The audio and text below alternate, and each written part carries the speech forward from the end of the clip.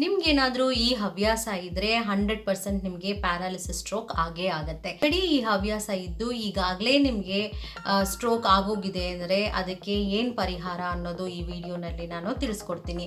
ಹಾಗೆ ನಿಮ್ಗೇನಾದರೂ ನರ ದೌರ್ಬಲ್ಯ ಇದ್ದರೆ ಹ್ಯಾಂಡ್ ಶೇಕ್ ಮಾಡೋದು, ವೈಬ್ರೇಷನ್ ಆಗೋದು, ವೋಕಲ್ ಕಾರ್ಡ್ ಆವಾಗವಾಗ ವೈಬ್ರೇಟ್ ಆಗೋದು, ಮತ್ತು ನರ ದೌರ್ಬಲ್ಯಗಳು, ನಿಮ್ಮ ತಲೆ ಅಲ್ಲಾಡೋದು, ನೀವು ಮಾತಾಡುವಾಗ ನಾಲಿಗೆ ಸೊಟ್ಟಕ್ಕೆ ಹೋಗೋದು, ಮತ್ತು ಈ ಥರ ಎಲ್ಲನೂ ನಿಮ್ಗೇನಾದರೂ ಪ್ರಾಬ್ಲಮ್ ಇದ್ದರೆ, ಶಿವರಿಂಗ್ ಆಗ್ತಾ ಇದ್ದರೆ, ವೈಬ್ರೇಷನ್ ಆಗ್ತಾ ಇದ್ದರೆ, ಇಂಥದ್ದೆಲ್ಲ ಪ್ರಾಬ್ಲಮ್ ಇದ್ದರೆ 100% ಈ ವಿಡಿಯೋ ನಿಮಗೆ ತುಂಬ ಯೂಸ್ಫುಲ್ ಆಗಿರುತ್ತೆ. ನಿಮ್ಗೇನಾದರೂ ಈ ಹವ್ಯಾಸ ಇದ್ದು ಬಾಡಿನಲ್ಲಿ ಈ ಒಂದು ಪಾರ್ಟ್ ತುಂಬ ನಿಮಗೆ ಅಫೆಕ್ಟ್ ಆಗುತ್ತೆ. ಆ ಪಾರ್ಟ್ ಯಾವುದು ಅನ್ನೋದನ್ನು ನಾನು ಈ ವಿಡಿಯೋನಲ್ಲಿ ತಿಳಿಸ್ಕೊಡ್ತೀನಿ. ಅದಕ್ಕೆ ನಾವು ಮನೆಮದ್ದು ಏನು ಮಾಡ್ಕೋಬೇಕು, ಆಯುರ್ವೇದಿಕಲ್ಲಿ ಎಷ್ಟೇ ಪ್ರಯತ್ನ ಮಾಡಿದ್ರೂ ಇದನ್ನು 70% ನಾವು ಪ್ರಯತ್ನ ಮಾಡ್ಬೋದು, ಅದರಿಂದ ಆಚೆ ಬರ್ಬೋದು. ಆದರೆ 100% ಆಚೆ ಬರೋಕ್ಕಾಗಲ್ಲ. ರಮಣಿ ಯೂನಿವರ್ಸಲ್ ಮೆಡಿಟೇಷನ್ಗೆ ಸ್ವಾಗತ, ಸುಸ್ವಾಗತ. ಈ ವಿಡಿಯೋನಲ್ಲಿ ನಾನು ಪ್ಯಾರಾಲಿಸಿಸ್ ಸ್ಟ್ರೋಕ್ ಯಾರಿಗೆ ಬ್ರೈನ್ನಲ್ಲಿ ಕ್ಲಾಟ್ ಆಗಿರುತ್ತೋ ಅಂಥವ್ರಿಗೆ ಮತ್ತು ಹೃದಯಾಘಾತನೂ ಆಗೋ ಚಾನ್ಸಸ್ ಇದೆ ಈ ಹವ್ಯಾಸ ಇರೋರಿಗೆ. ಏನದು ಹವ್ಯಾಸ ಅಂದರೆ, ನಿಮ್ಗೇನಾದರೂ ಕಡ್ಡಿ ಪುಡಿ, ತಂಬಾಕು, ಪಾನು, ಎಲೆ ಅಡಿಕೆ, ದಿನಾ ಎಲೆ ಅಡಿಕೆ ತಿನ್ನೋದು, ಇಂಥದ್ದೇನಾದರೂ ನಿಮಗೆ ಹವ್ಯಾಸಗಳಿದ್ದರೆ 100% ಬರೆದಿಟ್ಕೊಳ್ಳಿ, ನಿಮಗೆ ಪ್ಯಾರಾಲಿಸಿಸ್ ಸ್ಟ್ರೋಕ್ ಆಗೇ ಆಗುತ್ತೆ. ಹಾಗೆ ಬಿಟ್ಟಿದ್ರು ನಿಮಗೆ ಅದರಿಂದ ಆಚೆ ಬರಬೇಕು ಅಂದರೆ, ಇಲ್ಲ ವಾಸಿ ಆಗಬೇಕು ಅಂದರೆ ಏನು ಮಾಡಬೇಕು ಅನ್ನೋದನ್ನು ಈ ವಿಡಿಯೋನಲ್ಲಿ ನಾನು ತಿಳಿಸ್ಕೊಡ್ತಾ ಇದ್ದೀನಿ. ಈಗ ಫಸ್ಟ್ ತಿಳ್ಕೊಳ್ಳೋಣ, ಈ ತಂಬಾಕುವಿಂದ ನಮಗೆ ಏನು ಪ್ರಾಬ್ಲಮ್ ಆಗುತ್ತೆ ಅಂತ. ಬ್ರೈನಲ್ಲಿರುವಂತಹ ಸೆಂಟ್ರಲ್ ನರ್ವಸ್ ಸಿಸ್ಟಮ್ ಏನಿರುತ್ತೆ ಅದನ್ನು ಮೇಯ್ನಾಗಿ ಇದು ಡ್ಯಾಮೇಜ್ ಮಾಡುತ್ತೆ. ಪ್ರತಿದಿನ ಎಲೆ ಅಡಿಕೆ ಹಾಕೋದು ತುಂಬ ತಪ್ಪು.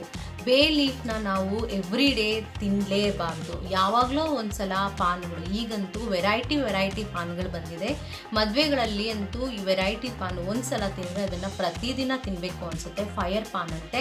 ಹೀಗೆಲ್ಲ ಪಾನ್ಗಳನ್ನು ನೀವು ಎವ್ರಿ ಡೇ ಬಳಸಿದ್ರೆ, ಅಕಸ್ಮಾತ್ ಇದನ್ನು ಅಭ್ಯಾಸ ಮಾಡಿಟ್ಕೊಂಡ್ರೆ, ಕಡ್ಡಿ ಪುಡಿ, ತಂಬಾಕು, ಇಂಥದ್ದು ಪಾನ್ ಹಾಕೋದು ಏನಾದರೂ ನಿಮಗೆ ಇದ್ದಿದ್ರೆ, ಈ ಹವ್ಯಾಸಗಳಿದ್ದರೆ 100% ನಿಮಗೆ ಪ್ಯಾರಾಲಿಸಿಸ್ ಸ್ಟ್ರೋಕ್ ಅಂತೂ ಆಗೇ ಆಗುತ್ತೆ. ಇನ್ನು ಈ ಸ್ಟ್ರೋಕ್ ಆಗೋದಕ್ಕೆ ಏನು ಕಾರಣ ಅನ್ನೋದು ನಾನು ನಿಮಗೆ, ಸೆಂಟ್ರಲ್ ನರ್ವಸ್ ಸಿಸ್ಟಮ್ ಡ್ಯಾಮೇಜ್ ಆಗುತ್ತೆ ಅಂತ ಗೊತ್ತು. ಆದರೆ ಏನು ಕಾಯಿಲೆ ಬರುತ್ತೆ, ವಯಸ್ಸಿಂದನೂ ನಾನು ಎಲೆ ಅಡಿಕೆ ಹಾಕ್ತಾ ಇದ್ದೀನಿ, ಅದರಿಂದ ನನಗೇನು ತೊಂದರೆ ಆಗಿಲ್ಲ ಅಂತ ಅನ್ನೋರ್ಗು ಗ್ಯಾರಂಟಿ ಒಂದು ಸಿಂಪ್ಟಮ್ಸ್ ಇರುತ್ತೆ. ಆ ಸಿಂಪ್ಟಮ್ಸ್ ಏನು ಅಂದರೆ, ಮೆಮರಿ ಪವರ್ ಜಾಸ್ತಿ ಇರೋದಿಲ್ಲ ನಿಮಗೆ. ಯಾಕಂದ್ರೆ ಟ್ರಾನ್ಸ್ ಮೆಸೆಂಜರ್ಸ್ ಅಂತ ಇರುತ್ತೆ. ಇವು ಒಂದು ಕಡೆಯಿಂದ ಇನ್ನೊಂದು ಕಡೆಗೆ ಮೆಸೇಜ್ ಮಾಡುತ್ತೆ. ನಾವು ಯಾವುದೇ ಒಂದು ಕಲಿಕೆ, ಏನಾದರೂ ಲರ್ನಿಂಗ್ ಕಾನ್ಸೆಪ್ಟ್ ನಾವು ತಗೊಂಡಾಗ ನರ್ವ್ಸ್ ಡೆಂಟ್ರೈಟ್ಸಲ್ಲಿ ಕಂಪ್ಲೀಟಾಗಿ ದೊಡ್ಡದಾಗಿ ಡೆಂಟ್ರೈಟ್ಸ್ ಬೆಳೆಯೋಕ್ಕೆ ಹೋಗಲ್ಲ. ಈಚ್ ನರ್ವ್ಗೆ ಡೆಂಟ್ರೈಟ್ಸ್ ಬೆಳ್ಕೊಂಡು ಹೋಗುತ್ತೆ. ಆದರೆ ಇಂಥವ್ರಿಗೆ, ತಂಬಾಕು ಹಾಕಿದವ್ರಿಗೆಲ್ಲನೂ ಮತ್ತು ಎಲೆ ಅಡಿಕೆ ಹಾಕ್ಕೊಂಡ್ಬರ್ತಾ ಇರೋರಿಗೆ, ಕಡ್ಡಿ ಪುಡಿ ಯಾವಾಗಲೂ ಚೀವ್ ಮಾಡ್ತಾ ಇರೋದಕ್ಕೆ, ಈ ಜಾನ ಯಾವಾಗಲೂ ನೀವು ಬಳಸ್ತಾ ಇರೋದಕ್ಕೆ ಈ ನರ್ವ್ ಏನು ಕನೆಕ್ಟ್ ಆಗಿರುತ್ತೆ ಆ ನರ್ವ್ಗೆ ಒಂದು ಕಾಯಿಲೆ, ಡಿಸೀಸಸ್ ಅಂತ ಬಂದೇ ಬರುತ್ತೆ. ಆ ಡಿಸೀಸಸ್ ಸಿಂಡ್ರೋಮ್ ಹೆಸರು ಬಂತು ಪ್ಯಾರಾಸಿಂಪ್ಯಾಥೋಮೆಟಿಕ್ ಅಂತ ಹೇಳ್ತಾರೆ. ಇದು ಡಿಸ್ಸಿಂಕ್ರೊನೈಸೇಷನ್ ಆಗುತ್ತೆ. ಅಂದರೆ ಒಂದು ನರ್ವಿಂದ ಇನ್ನೊಂದು ನರ್ವ್ಗೆ ನಾವು ಕರೆಂಟ್ ಪಾಸ್ ಹೇಗೆ ಮಾಡ್ತೀವೋ ಹಾಗೆ ಮೆಸೇಂಜರ್ಸ್ ಕಳಿಸ್ಬೇಕು ಅಂದಾಗ ಕೋರ್ಸು ಅಲ್ಲಲ್ಲಿ ಬ್ಲಾಕೇಜ್ ಆಗುತ್ತೆ. ಸೊ ಅದನ್ನು ಕಳಿಸೋದಕ್ಕಾಗಲ್ಲ. ಲಿಸನಿಂಗ್ ಕೆಪಾಸಿಟಿ ಕಮ್ಮಿ ಇರುತ್ತೆ ಇವರಿಗೆ. ಅಂಡರ್ಸ್ಟ್ಯಾಂಡಿಂಗ್ ಕೇಪಬಿಲಿಟಿ ವಿಪರೀತ ಕಮ್ಮಿ ಇರುತ್ತೆ. ಯಾಕಂದರೆ ಈ ಜಾ ನರ್ವಿಂದ ಇದ್ದು ಈ ಜಾ ಯಾವಾಗಲೂ ಅಗೀತಾ ಇರೋದಕ್ಕೆ ಈ ಪ್ರಾಬ್ಲಮ್ ಆಗುತ್ತೆ. ಹಾರ್ಟ್ ಬೀಟ್ ಜಾಸ್ತಿ ಆಗುತ್ತೆ.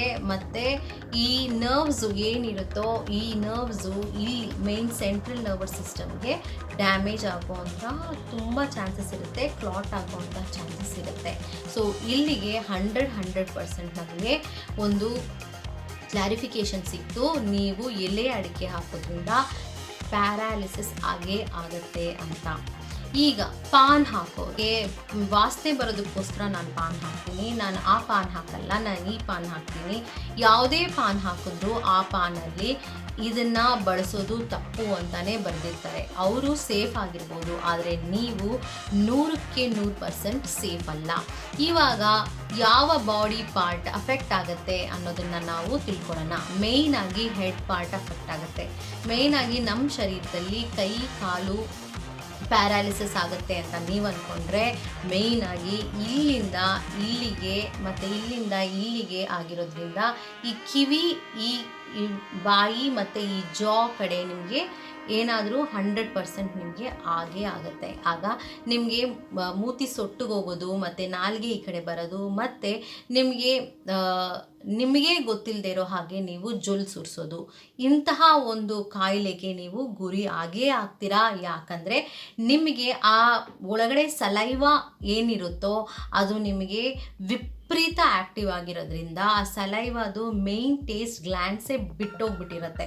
ಕನ್ಫರ್ಮ್ ಆಯಿತು ಎಲ್ಲಿಂದ ಎಲ್ಲಿ ನಮಗೆ ಅಫೆಕ್ಟ್ ಆಗುತ್ತೆ ಅಂತ. ಈಗ ಇದು ವೈಬ್ರೇಷನ್ಗೆ ಗುರಿ ಆಗುತ್ತೆ, ಶೇಕಿಂಗ್ ಗುರಿ ಆಗುತ್ತೆ, ತಲೆ ಅಲ್ಲಾಡಿಸ್ತಾ ಇರೋದು ಮತ್ತು ಇದು ಅಲ್ಲಾಡಿಸ್ತಾ ಇರೋದು, ಬಾಯಿ ಅಲ್ಲಾಡಿಸ್ತಾ ಇರೋದು, ನಾಲಿಗೆ ಅಲ್ಲಾಡಿಸ್ತಾ ಇರೋದು, ಇಂತಹ ಒಂದು ಪ್ಯಾರಾಲಿಸಿಸ್ ಸ್ಟ್ರೋಕ್ಗಳು ತುಂಬ ಕಂಡು ಬರ್ತಾ ಇದ್ದಾವೆ. ಮತ್ತು ಈ ಹವ್ಯಾಸದಿಂದ ಯಾರಿಗೂ ಇನ್ನೂ ಅರ್ಥ ಆಗ್ತಾ ಇಲ್ಲ ಈ ಹವ್ಯಾಸನೇ ನಿಮಗೆ ಪ್ಯಾರಾಲಿಸಿಸ್ ಸ್ಟ್ರೋಕ್ಗೆ ಗುರಿ ಆಗ್ತಾ ಇರೋದು ಅನ್ನೋದು. ಆಯುರ್ವೇದಿಕ್ ಮೆಡಿಸನ್ನಲ್ಲಿ ನಾವು ಏನೇ ಮೆಡಿಸನ್ ಕೊಟ್ಟರು ಈ ನಾಲಿಗೆ ಟೇಸ್ಟ್ ಗ್ಲ್ಯಾಂಡ್ಸ್ ಬರಲಿ ಮತ್ತು ಮಾತು ಬರಲಿ, ಬ್ರೈನ್ಗೂ ಮತ್ತು ಈ ನರ್ವ್ಸ್ಗೆಲ್ಲನೂ, ಮೇಯ್ನಾಗಿ ವೆಗಾ ನರ್ವ್ಸ್ಗೆಲ್ಲನೂ ನಿಮಗೆ ಕನೆಕ್ಷನ್ ಆಗಲಿ ಅಂತ ಹೇಳಿ ನಿಮಗೆ ನಾವು ಸಿಟ್ರಿಕ್ ಆ್ಯಸಿಡ್ ಅಂದರೆ ನಿಂಬೆಹಣ್ಣಿನ ರಸ, ನಿಂಬೆಹಣ್ಣಿನ ರಸದಲ್ಲಿ ಬೇರನ್ನು ಕಲಸಿ ನಾಲಿಗೆ ತಿಕ್ಕಿದಾಗ ಅದು ನಿಮಗೆ ಟೇಸ್ಟ್ ಗ್ಲ್ಯಾಂಡ್ಸ್ ಬರುತ್ತೆ. ಯಾವಾಗ್ಲೂ ಟೇಸ್ಟ್ ಗ್ಲ್ಯಾಂಡ್ಸ್ಗೆ ಆ ಜೊಲ್ಲನ್ನು ಆಚೆ ಬರ್ತಾ ಇರುವಾಗ ಟೇಸ್ಟ್ ಗ್ಲ್ಯಾಂಡ್ಸ್ ಸತ್ತೋಗಿರೋದಕ್ಕೆ ನಿಮಗೆ ಇದು ತುಂಬ ಸೈಡ್ ಎಫೆಕ್ಟು ಆಗ್ಬೋದು. ಯಾಕಂದರೆ ನಾಲಿಗೆಯಲ್ಲಿ ಅಲ್ಸರ್ಸ್ ಬರ್ಬೋದು. ಬಟ್ ನಿಮಗೆ ನಾವು ಮಾತು ಬರಲಿ, ತೊದಲ್ಬಾರ್ದು, ಚೆನ್ನಾಗಿ ಮಾತಾಡಲಿ ಅಂತ ಹೇಳಿ ನಾವು ಕೊಟ್ಟರು ಅದು ನಾಲಿಗೆಗೆ ಉಜ್ಜಿದ್ರೂ ಕಂಪ್ಲೀಟಾಗಿ ಈ ಪ್ಯಾರಾಲಿಸಿಸ್ ಸ್ಟ್ರೋಕ್ ಗುಣಪಡಿಸೋಕ್ಕೆ ಆಗೋದೇ ಇಲ್ಲ. ಈಗಲೇ ಬರೆದಿಟ್ಕೊಳ್ಳಿ, ಈ ಹವ್ಯಾಸ ಇದ್ದರೆ ಪ್ಲೀಸ್ ಹೇಗಾದರೂ ಮಾಡಿ ಈ ಹವ್ಯಾಸನ ಬಿಟ್ಬಿಡಿ. ಹ್ಯಾಂಡ್ ಶೇಕಿಂಗು ದೌರ್ಬಲ್ಯ ಮತ್ತು ರಕ್ತ ನಾಳಗಳು ಕ್ಲಾಟ್ ಆಗೋದನ್ನು ನಾವು ಯಾವಾಗ ಅಂತೀವಿ ಅಂದರೆ, ಹಾರ್ಟ್ ಬೀಟು ಯಾವಾಗಲೂ ಜಾಸ್ತಿ ಆಗುತ್ತೆ ಎಲೆ ಅಡಿಕೆ ಹಾಕೋದ್ರಿಂದ, ಅಡಿಕೆ ಜಾಸ್ತಿ ಅಗಿಯೋದ್ರಿಂದ, ಪಾನ್ ಹಾಕೋದ್ರಿಂದ ಇದು ತುಂಬ ನರ್ವ್ಸು ವಿಪರೀತ ಶೇಕ್ ಆಗುತ್ತೆ, ವೈಬ್ರೇಟ್ ಆಗುತ್ತೆ, ನರ ದೌರ್ಬಲ್ಯ ಆಗುತ್ತೆ, ನಿಮಗೆ ಆ ಶಕ್ತಿ ಇರೋದಿಲ್ಲ. ಏನೇ ಒಂದು ಮೆಡಿಸನ್ ಕೊಟ್ಟರು ಆ ಮೆಡಿಸನ್ನು ಮೇಯ್ನಾಗಿ ನಿಮಗೆ ವರ್ಕ್ ಆಗಲ್ಲ. ಯಾಕೆ ವರ್ಕ್ ಆಗೋಲ್ಲ ಮತ್ತು ಏನು ಮಾಡಿದ್ರೆ ವರ್ಕ್ ಆಗುತ್ತೆ, ಎಷ್ಟು ಮಟ್ಟಿಗೆ ನಾವು ಯೂಸ್ ಮಾಡ್ಬೋದು ಮನೆಯಲ್ಲಿ ಅನ್ನೋದನ್ನು ನಾವು ಬಳಸೋಣ, ಎಷ್ಟು ಮಟ್ಟಿಗೆ ನಾವು ಅದನ್ನು ಸರಿಪಡಿಸ್ಬೋದು ಇಲ್ಲ ಗುಣಪಡಿಸ್ಬೋದು ಅನ್ನೋದನ್ನು ನಾವು ಇವಾಗ ನೋಡೋಣ. ಮನೆಯಲ್ಲಿ 2 ಪ್ರೋಸೆಸ್ ಇದೆ. ಅಂದರೆ ನೀವು ಆಲ್ರೆಡಿ ನಾನು ಕೆಲವೊಂದು ವಿಡಿಯೋಗಳಲ್ಲಿ ನಿಮಗೆ ಪ್ಯಾರಾಲಿಸಿಸ್ ಸ್ಟ್ರೋಕ್ ಆಗಿದ್ರೆ ಏನು ಮಾಡಬೇಕು ಅನ್ನೋದನ್ನು ನಾನು ಕಂಪ್ಲೀಟಾಗಿ ಹೇಳಿದ್ದೀನಿ. ಅಕಸ್ಮಾತ್ ನೀವು ನನ್ನ ವಿಡಿಯೋ ನೋಡಿಲ್ಲ ಅಂದರೆ ಡಿಸ್ಕ್ರಿಪ್ಷನ್ ಬಾಕ್ಸಲ್ಲಿ ಅದರ ಲಿಂಕ್ ಹಾಕಿರ್ತೀನಿ, ನೋಡ್ಕೊಳ್ಳಿ. ಮತ್ತು ಅದು ನಾರ್ಮಲ್ ಆಗಿ ಪ್ಯಾರಾಲಿಸಿಸ್ ಸ್ಟ್ರೋಕ್ ಆಗಿರೋರಿಗೆ. ಬಟ್ ಇದು ತಂಬಾಕುಯಿಂದ ಪ್ಯಾರಾಲಿಸಿಸ್ ಸ್ಟ್ರೋಕ್ ಆಗಿದ್ರೆ, ಮೇನ್ ಹೆಡ್ಗೆ ಪಾರ್ಟ್ಗೆ ಸ್ಟ್ರೋಕ್ ಆಗಿದ್ರೆ, ಈ ಜಾ ಇಂದ ಇಲ್ಲಿಗೆ ಸ್ಟ್ರೋಕ್ ಆಗಿದ್ರೆ, ಈಗ ನಾವು ಉಪಾಯವನ್ನು ತಿಳ್ಕೊಳ್ಳೋಣ. ಬೆಳಗ್ಗೆ ಎದ್ದಿದ ತಕ್ಷಣ ನೀವು ಏನು ಮಾಡಬೇಕು ಅಂದರೆ ಮೌತ್ ವಾಶ್ ಮಾಡಿಕೊಂಡು ನಾನು ಹೇಳಿದ್ದನ್ನ ನೀವು ಮಾಡಬೇಕು. ನಾವು ಚಿಕ್ಕ ಮಕ್ಕಳಿಗೆ ಈ ಜಾಕಾಯಿ ಅಂತ ಕೊಡ್ತೀವಿ. ಆ ಜಾಕಾಯಿ ಅಂದರೆ ನಟ್ ಮೆಗ್ ಅಂತ ಹೇಳ್ತೀವಿ ಇಂಗ್ಲೀಷಲ್ಲಿ. ಈ ಜಾಕಾಯಿನ ನಾವು ಚೆನ್ನಾಗಿ ಒಂದು ಕಲ್ಲು ಮೇಲೆ ತೇಯಬೇಕಾಗತ್ತೆ. ಜೇನುತುಪ್ಪ ಹಾಕಿಕ್ಕೆ ನೀವು ತೇಯ್ಬೋದು, ಇಲ್ಲ ನೀವು ಸ್ವಲ್ಪ ಹಾಲು ಹಾಕಿಬಿಟ್ಟು ನೀವು ರಬ್ ಮಾಡ್ಬೋದು. ಅದರ ಜೊತೆಗೆ ಗಜೆ ಬೇರು ಅಂತ ಕರಿತೀವಿ, ಅದನ್ನು ನಿಮಗೆ ಗೆಂದಿಗೆ ಅಂಗಡಿನಲ್ಲಿ ಸಿಕ್ಬಿಡುತ್ತೆ. ಇದು ಸ್ವೀಟ್ ಫ್ಲ್ಯಾಗ್ ಅಂತ ಹೇಳ್ತೀವಿ. ಈ ಕಲ್ಲಿನಲ್ಲಿ ನೀವು ಅರ್ಕೋಬೇಕಾಗತ್ತೆ, ಸ್ವಲ್ಪ ಅರಿಬೇಕಾಗತ್ತೆ. ನಾಲಿಗೆಗೆ ಎಷ್ಟು ತಿಕ್ಕಬೇಕು ಅಂತ ನೀವು ಅರಿತೀರೋ ಅಷ್ಟು ಸಾಕು, ಅಂದರೆ ಅರ್ಧ ಸ್ಪೂನಷ್ಟು ಸಾಕು. ಮತ್ತು ನೆಕ್ಸ್ಟು ನಿಮಗೆ ಬೇಕಾಗಿರೋದು ಜೇನುತುಪ್ಪ ಇದರಲ್ಲಿ ನೀವು ಸ್ವಲ್ಪ ಮಿಕ್ಸ್ ಮಾಡಿಕೊಂಡು ನೀವು ನಾಲಿಗೆಗೆ ನೀವು ತಿಕ್ಕೋಬೇಕು. ಯಾಕಂದರೆ ನಿಮಗೆ ಸಿಟ್ರಿಕ್ ಆ್ಯಸಿಡ್, ನಿಂಬೆ ಹಣ್ಣಿನ ಒಂದು ರಸ ನಿಮಗೆ ಹಾಕಿದ್ರೆ ನಿಮಗೆ ಅಲ್ಸರ್ಸ್ ಆಗೋ ಚಾನ್ಸಸ್ ಇರುತ್ತೆ. ಇಲ್ಲ ನನಗೆ ಪರವಾಗಿಲ್ಲ ಅಲ್ಸರ್ಸ್ ಆದ್ರೂ ನನಗೆ ಟೇಸ್ಟ್ ಗ್ಲ್ಯಾಂಡ್ಸ್ ಹೋಗಿಲ್ಲ ಅಂತ ಅಂದ್ಕೊಂಡ್ರು ನೀವು ಆಯಿತು ನಾನು ಯೂಸ್ ಮಾಡ್ತೀನಿ ಅಂದರೆ ಅದನ್ನು ನೀವು ಸ್ವಲ್ಪ ನಿಂಬೆ ಹಣ್ಣಿನ ರಸನೂ ನೀವು ಮಿಕ್ಸ್ ಮಾಡ್ಕೋಬೋದು.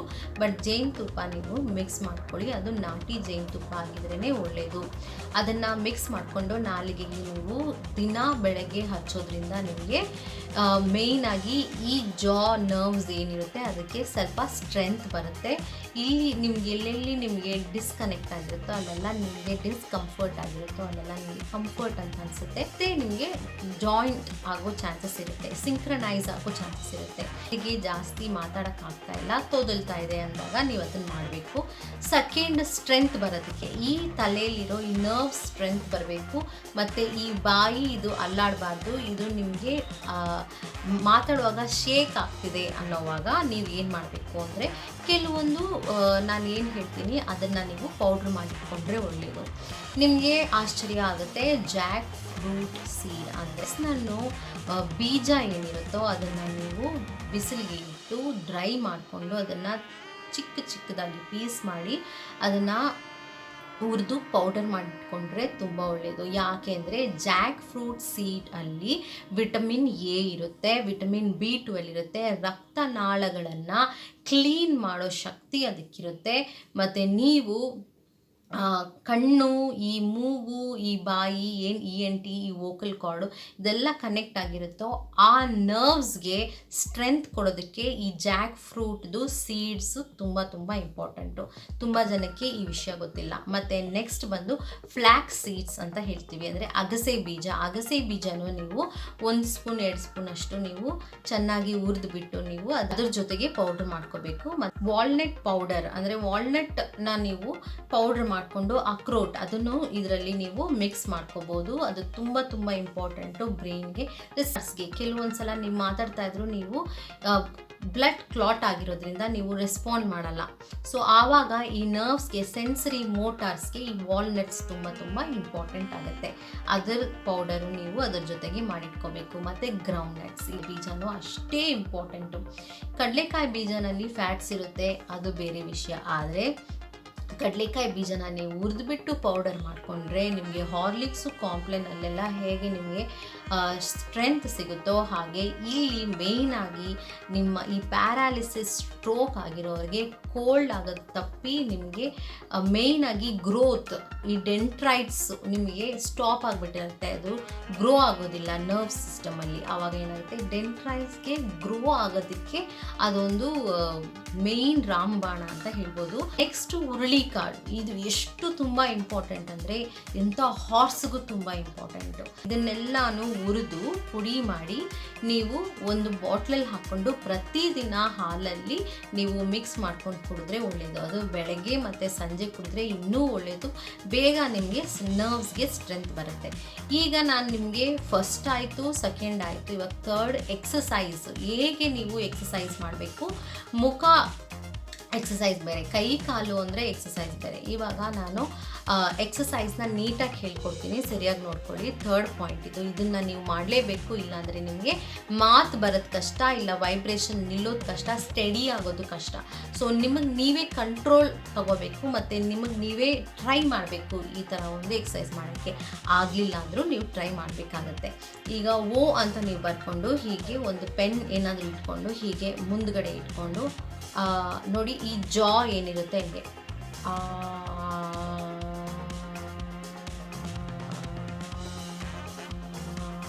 ಆಗ ಈ ವೋಕಲ್ ಕಾರ್ಡ್ ನಾನು ನೀವು ಅಂತನೂ ಅಂತ ಇರಬೇಕು. ಪ್ಲಸ್ ಇದನ್ನು ನೀವು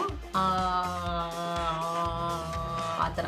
ಸೊ ರೌಂಡಾಗಿ ನೀವು ಇದನ್ನೇ ನೋಡ್ತಾ ಈ ಜಾನ ಮೂಮೆಂಟ್ಸ್ನ ನೀವು ರೌಂಡಾಗಿ ಮಾಡೋ ಹಾಗೆ ಮಾಡಬೇಕು.